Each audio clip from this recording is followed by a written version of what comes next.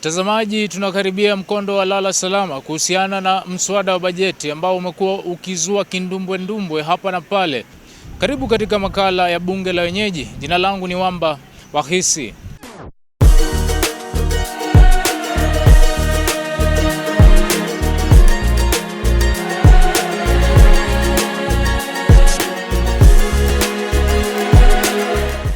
Kuna mengi ambayo yanazungumzwa. Nimesikia ya kwamba kuna watu wanasema ati siku ya finance bill kila mjumbe ajulikane amefanya kazi gani ama amepiga kura upande gani. Mimi nakubaliana. Ningependa ufahamu kwamba mswada huu wa bajeti ambao umekuwa ukizungumzwa kwa sana unahusisha serikali kutafuta pesa za kufadhilia bajeti ya mwaka wa 2023. Wacha tumsikie naibu wa rais pia. Kama mbunge wetu wanasema watu wasilipe kodi, asilize barabara kwa sababu itatoka wapi. Wengine wenye kuchochea ni watu marafiki yangu wa gazeti. Na haya ni mawazo ya viongozi hapa na pale. Ningependa Mkenya ambaye tuko naye kwa sasa, Wakenya ambao watatoa maoni yao, waweze kujitambulisha na pia kutuambia jambo la kwanza kuhusiana na matamshi ambayo rais amezungumza kwa wajumbe na kwa wabunge. Wewe utasema nini kuhusu maoni hayo ambayo rais mwenyewe amezungumza kuhusu mswada huu wa bajeti, na yule ambaye atapinga jinsi ambavyo anaona kwa mawazo yake? Kwa majina anajulikana kama Michael Isaac Wafula, Mr. NDC One Kenya Party. So miko kwa upande yangu, kwa kiongozi wa taifa letu la Kenya mtukufu Rais William Ruto, yeye tunampinga kwa sababu amekuja kuongoza Kenya na ukoloni. Nasema yeye anatumia ukoloni. Maana unapoambia wabunge niko na uangalia, niko pa na watazama, kumaanisha unawatishia, hujawapatia ile haki yao ya kuamua, kwa maana si wananchi wa chini ndio walio wateua pale. So kwa upande mwingine, mimi kwa upande wa rais, mimi nampinga kwa 100%. Siungana na yeye. Mimi niko na Wakenya wengine, tumeungana pamoja, tunataka Kenya iendelee mbele. Mambo ya 3%, hakuna mtu amekuja kwa serikali akaambia rais tunahitaji nyumba. Kila mtu ako na nyumba. Yeye akana viongozi wa Azimio chini, akana mtukufu rais mstaafu Uhuru Kenyatta, akana familia wale walitangulia mbele zake. Wakae chini wakaulizana kwamba Kenya inafaa iendeshe kwa njia gani, nao walitumia njia gani ili wakaongoza hao Kenya wa kawaida. Kenya ni nchi ambayo tuko na uhuru, hatuhitaji vitisho. Tunaambia rais wetu wa taifa letu la Kenya mtukufu Rais William Ruto, achia wa Kenya wajiamulie uamuzi wao. Hao ndio walio kupigia kura, hao ndio walio kuchagua. Mambo ya kutishia wabunge haistahili, maana pia hao unawanyima ile haki yao ya kulingana na katiba. Patia wa Kenya freedom, wapatia wa Kenya chakula, wapatia wa Kenya watengenezee uchumi. Ningependa utueleze maoni yako haswa kwa ujumla kuhusu mswada huu wa bajeti ni gani? Mimi maoni yangu kabisa, pengine ujitambulishe kwa majina. Kwa majina naitwa Mohamed Hassan, lakini maoni yangu ni ya kwamba kwa bajeti ya Kenya na hizi msaada zenye wanataka kupitisha, mimi naupinga. Sababu haisaidii mwananchi wa chini. Mwananchi wa chini ndio anaumia. Alafu mambo ya kutishia wabunge, hiyo pia naipinga. Sababu ana nini haki zao. Na wabunge pia si watu watishiwe na watishike. Wale wenye watafaidika wakuja wakataa hizo wapinge tuone atafanya nini kama rais. Sababu we kama rais, we ndio kiongozi wa kuongoza watu, si wa kupotosha watu. Na pia kitu kingine yenye nasema mambo ya nyumba, hapo tunadanganyana. Sababu kuna mtu hana guarantee kama atakaa 15 years alipe hizo pesa. Hapo napinga kabisa kama mwananchi wa kawaida. Mtazamaji, kumbuka mswada huu wa bajeti ambao umezungumziwa kwa sana ni kipindi cha lala salama, kwa sababu inakaribia sasa uamuzi kutolewa na wajumbe pale wabunge kama mswada huu utapita ama hautopita. Na jinsi ambavyo unasikia maoni ya Wakenya, wengi wana maoni tofauti, na kwa sasa jinsi ambavyo mwenzetu anasema kuna hali ya unyanyasaji. Wacha tusikie Mkenya mwingine hapa ambaye atajitambulisha majina yake na atueleze kuhusiana na matamshi ambayo rais ametoa kwa wajumbe na pia naibu wa rais kwa kuhusiana na wabunge ambao watapinga mswada huu. Unaona kama ni matamshi ya aina gani, na wewe kwa ujumla una maoni gani kuhusu mswada huu wa bajeti wa mwaka 2023? Okay, kwa majina mimi naitwa Calvins. Mimi ni mkaji wa Nairobi. Mimi ile kitu yenye naweza sema most of the time, apart from matamshi ya rais, really what we need to consider, huwezi make decision kulingana na, when you look at the history of this nation, it has not been smooth. Again, vile William Ruto amekuwa president, it's more of hidden, no secret to some extent. No, na kitu kama hiyo. So there's nothing that has ever been put in openness in our nation. That is one thing that we have to understand. Two, in as much as we want to blame the president, we have the democratic right to choose who we want and who we don't want. That is one of the, that's why today vile tunaongea leo, Jivanji is a public place, but hatuwezi access. Why? Because we are being ruled through dictatorship. Are you seeing that? And it is a choice that we made. Why? Because each and every single politician akikuja anatuongelesha depending on tribalic lines. And that is one of the biggest problems tuko nayo. In as much as president akona problem, but the bigger percentage of the problem ni citizens wa Kenya. If we cannot think and reason up as a nation, not as a tribe or a community, then all these problems hatutakuwa nayo. When he talks of the bill, one thing that the president should understand, as per now, you cannot tax what is not there. How do you tax something that is not there? Number two, how many people are earning more than 24,000 Kenya shillings? Because as per the constitution, or as per the tax laws, you cannot tax someone who is earning less than 24,000. And the majority earns less than 24,000. Some are being paid in terms of wages. Who is going to pay for these houses? Because the houses you want to build, you're building them for the poor. The poor doesn't earn anything. We're going to look over a way of getting the poor the jobs. Though I don't have that much faith on the president, because ever since, the president has been an MP for 15 years in Eldoret. What did he do? Begin from there. How many promises has he made that he has not done? So this is another promise on top of the other. So how long are we going to keep on promising and there's nothing that is being done? Can we start behaving like Joseph Thomas Mboya, who used to say and do? It is in as much as we are talking, bado tuko kwa ile era ya Wakenya kugawanyika, mara mimi ni Mkikuyu, ule ni Mjaluo, but the same problems we are still facing. Sasa ukiangalia Mkenya, everybody is buying unga at 220. I'm not complaining about unga because Kenyans need to think. We can as well decide not to buy the packed ungas. We can go the traditional way. So mambo ya unga, I don't want to complain about that. When you talk of house levy, you cannot tax what is not there. Yeah, so if you want to tax people as the president of this nation, you need to look on the ways of creating some employment for the people. Because building houses is not going to create that much employment. Mtazamaji, jinsi ambavyo unasikia kutoka kwa Mkenya, anasema wakulaumiwa ni Mkenya kwa sababu yeye ndio wakati ambapo kura zinapigwa ni yule Mkenya ambaye anachagua viongozi wale. Ni maoni mazuri sana. Ningependa pia mwenzetu aweze kujitambulisha kwa majina na atueleze haya maoni ambayo rais mwenyewe ametoa na naibu wa rais, ni maoni ambayo unamtazama upi kuhusu maoni hayo, na pia ukajitambulisha kwa majina. Kwa majina naitwa Vincent.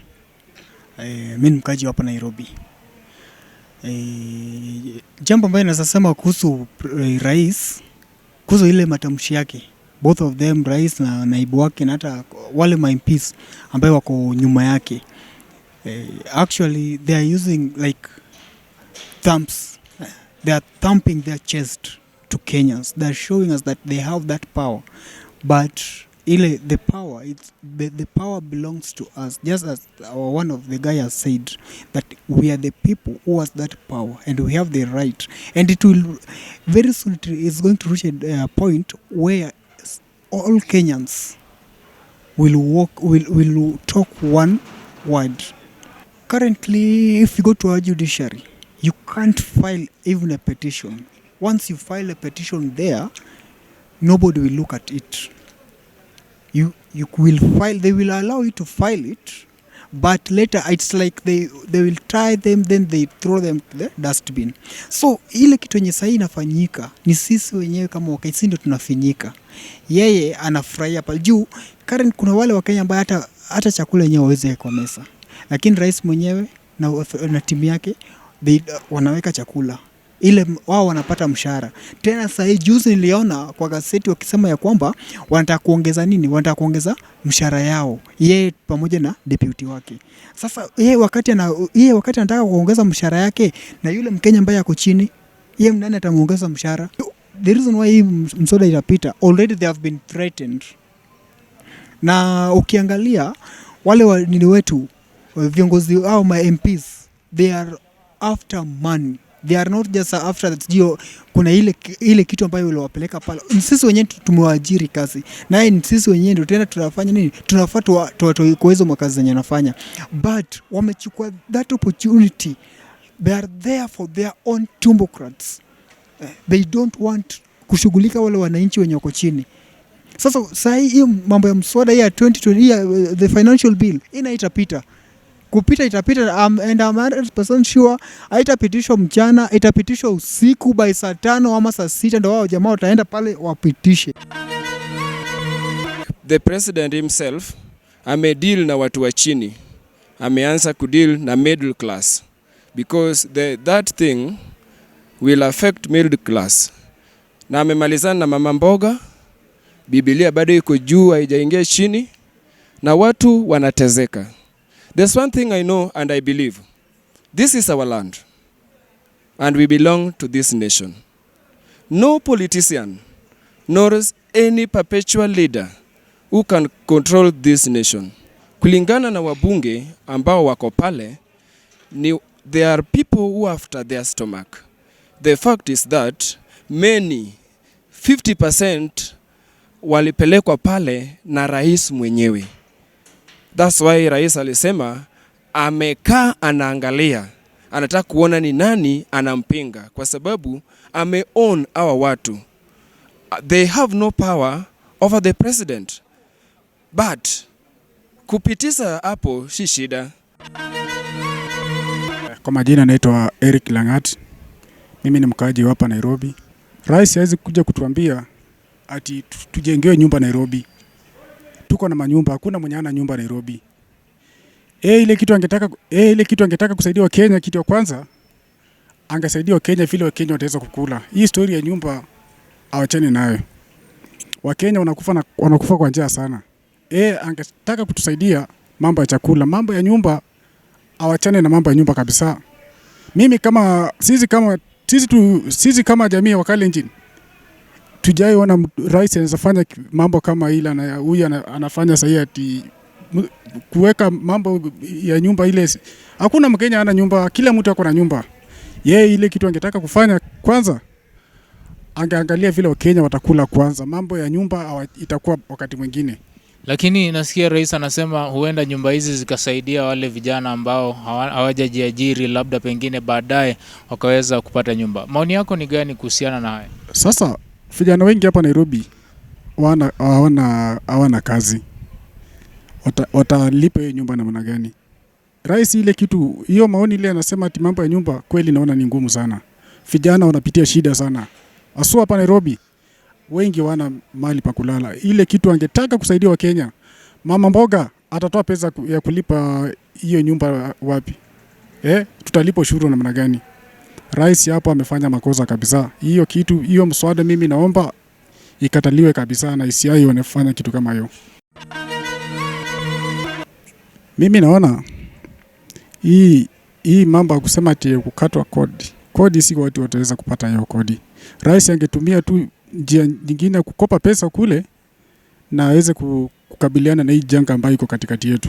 Lakini hii mambo ya kusema kukata kodi lazima, hiyo tutatoa. Watu wengi wana nini hapo? Watu wengi wana kazi ya kufanya. Utakata kodi mtu ambaye mara mingi anatembea hapa town bure, hana kazi. Utakata kodi, atatoa pesa kukata kodi wapi? Hiyo ni makosa. The major big deal in Kenya is fuel. Fuel is used in production. It is used in manufacturing. One of the major things, even power itself, you know, we are still not that evolved. When you ukilipa tax, ukilipa token, ile kitu inakula pesa zaidi, kuna kitu inaitwa fuel levy. Kwa hiyo nini, anytime unalipa token, look at it, inakula more than, ukilipa 100, inakula almost 30 something. So meaning, we are burning fuel to produce power. What about if we taxed fuel more? And we don't have any power plant that produces fuel in Kenya. We don't have any bowels that produces that fuel in Kenya. Meaning, we import it from outside this nation. And we buy it in terms of dollars.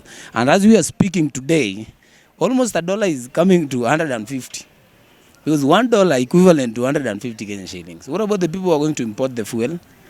It's going to be much more burden. And who is going to pay for this burden? But there is no one who is going to do a business at a loss grounds.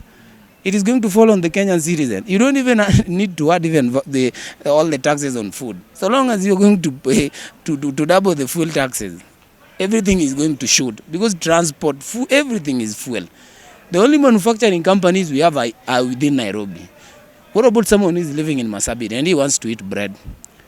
Before the bread will be reaching in Marsabit, it will be even 120 Kenyan shillings. Leave alone, we are buying at 600 grams at 90 here. What about the one who is living in South Nyanza? How much is he going to buy? Because there is no company that produces even sweets.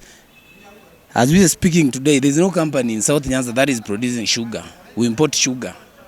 Why? Because of laziness and corruption. We are busy taxing people, yet we can't even handle a simple thing called corruption. We keep on, everyone who is corrupt, we keep on taking them back to the government. And we think that we are going to change this nation by just taxing and taxing and taxing.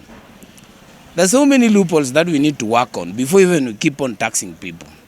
Yeah, that is one thing I can talk about. So long as the fuel is going to hike, everything is going to hike automatically because power is produced by fuel in Kenya. As we are speaking, we don't use solar energy.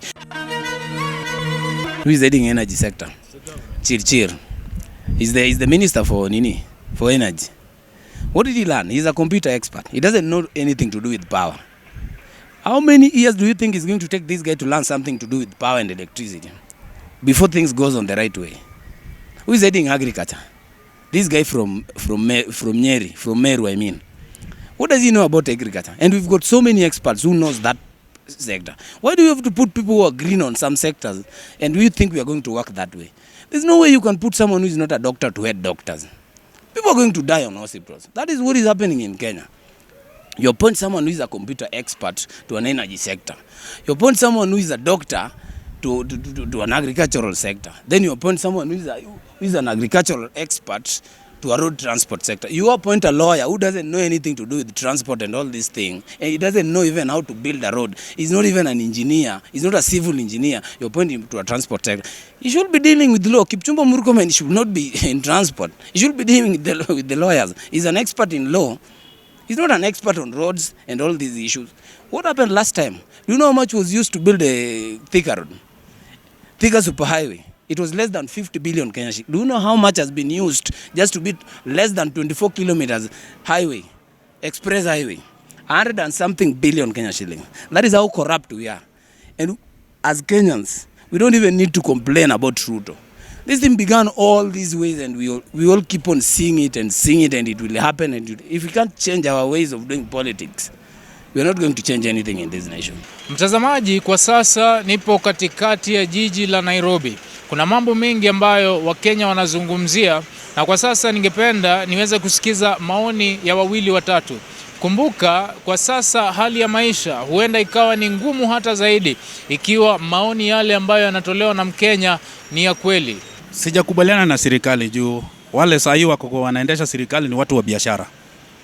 Juu jinsi unaona vile mwananchi wa kawaida vile analia si vizuri. Juu kila kitu wako na marafiki zake ameweka pale mbele. So kila kitu anataka mwananchi wa kawaida walipe au marafiki zake. Ile kodi wanasanya kwa wananchi wa kawaida ndio anataka ilipe wale marafiki zake. Which is not good. Si vizuri hata kidogo. Unaona? Mwananchi wa kawaida wanalia. Juu walikuwa wanasema ni bottom up. So bottom up kama kawaida ya mwananchi wa kawaida wanasema hawa ni jigas. Unaanza kukulwa na chini ukiletwa juu. Unaona? Wananchi wanalia sana. So mi kwa upande yangu, mimi naona hatuna serikali. Kwa upande yangu haswa hatuna serikali. Na labda pengine nikuulize, ni wapi serikali inakosea? Serikali inakosea juu wanaumiza mwananchi wa kawaida. Unaona? Anawekea mwananchi wa kawaida mzigo ile mwananchi wa kawaida hawezi. Mwananchi wa kawaida njaa inaua. Walikuwa nasema mvua inaanza, mvua inanyesha. Saa hii mahindi zote unaona sasa imeanza kuwa kama kitunguu. Watu wataelekea wapi? Unaona? Watu wataelekea pande gani? Unaona? Watu wengi hawana makazi. Sasa wanasema ati tunajengewa nyumba. Mayouth wanajengewa nyumba. Nani alisema nataka nyumba? Mimi mwenyewe kama mimi mwenyewe mimi sitaki nyumba. Mimi sitaki nyumba. Yes. Labda pengine niulize, hali ya maisha iko vipi kulingana na maoni yako kama Mkenya? Unaona hali ya maisha iko vipi? Maisha iko juu mbaya sana. Hata kuliko vile ilikuwa kule mbeleni. Kule mwanzo. Unaona? Maisha iko juu mbaya sana. Mwananchi wa kawaida anaumia. Mwananchi wa kawaida anaumia kabisa. Sasa hivi unaona kama town imekuwa ni kama sijui ni kijiji. Unaona mahawkers wamekuwa mingi sana kwa town. Kwa nini wasisanye ushuru kwa hao watu? Hao watu hawalipi ushuru, si ni ukweli? Yes, kwa nini wafanye hivyo? Unaangalia, ukiangalia hii area kama hii ya Dandora wapi, hizi marori zinapeleka takataka huko. Kwa nini wasichukue ushuru huko? Takataka inanuka mpaka hata hao wenyewe wakubwa wenyewe waweze wakachukua hizo takataka wapitishe kwao. Wasikie vile hiyo harufu inanuka. Labda nikuulize swali la mwisho, kama rais huenda akatazama kipindi hiki, unaweza ukamwambia nini moja kwa moja? Mimi mwenyewe kama anatazama hii kipindi namwambia ameshindwa. Tayari ameshashindwa. Hii kitu ambayo tumeona. Sasa kama hajamaliza 1 year na ndio yeye ameshindwa. Akimaliza 2 years atashindwa vipi? Unaona? Ashashindwa tayari. Kulingana na zile vitu maoni zile alikuwa ametuambia. Alikuwa anatudanganya. Ati ile serikali ndio ilikuwa mbaya. Hii yake ndio mbaya zaidi kuliko ile. Hata afadhali ile mara 20. Nashukuru sana kwa maoni yako. Labda pengine huko umejitambulisha kwa jina, ukajitambulisha jina. Mimi naitwa Odhiambo Gordon. Yes. Asante sana Odhiambo. Tunakutakia kila laheri kwa kazi ambayo unafanya. Asante. Labda pengine nikuulize, wewe unaona kama una imani na serikali ambayo tuko nayo kwa sasa ama hauna imani na hii serikali? Na kama una imani na hii serikali utueleze una imani kwa serikali kwa sababu gani, na kama si hivyo pia utueleze ni kwa sababu gani? Kwa kweli naweza sema kwamba for now we are seeing this stability in the economy, but the only challenge that Kenyans are facing is the hard cost of living. And as the president had earlier mentioned, is that he's trying to collect more tax so that we can be able to pay off the financial debt that we have. So I will say that I don't really support the government. That was my initial agreement, but now that as things are going, it seems that we have no alternative but to support what we have so that we can move forward. So I think at this moment I'll say I support what the government is doing, but they need to look at the cries of people, because we are the people who elected them to government. So haitakuwa mzuri kwamba the government is oppressing the same people who voted for it. Mtazamaji, haya yamekuwa ni makala ya Bunge la Mwenyeji hapa jijini Nairobi. Kumbuka kila siku ya Jumatano katika runinga yako ya Look Up TV, nami Wamba Wakhisi. Maoni ni ya Wakenya na bunge ni ya mwenyeji.